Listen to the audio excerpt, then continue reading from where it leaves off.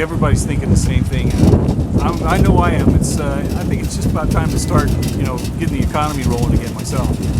Damascus resident Walt Sikora says he'd like Maryland to lift the stay-at-home orders that have kept residents at home and non-essential businesses closed for the last 5.5 weeks. I really feel for the people out there in the small businesses that are really suffering right now.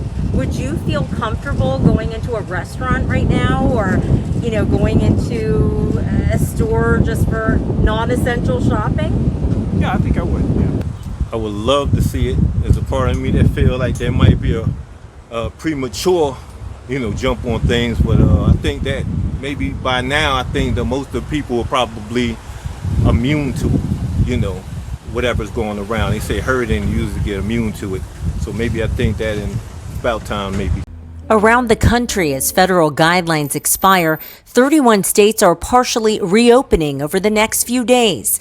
This as Governor Hogan introduces what he calls a safe, gradual, and an effective roadmap to recovery.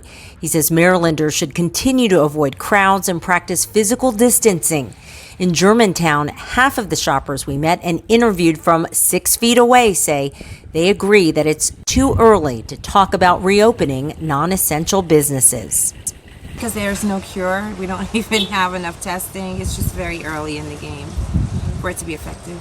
So you're okay with staying home? Not okay with staying home, but I don't think we're ready. We're there yet.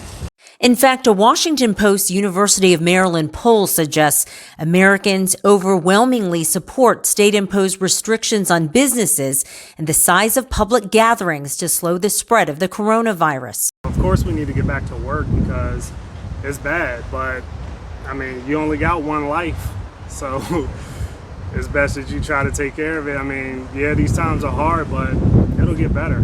Ian Moore agrees. He's a pathologist that works at NIH and studies influenza.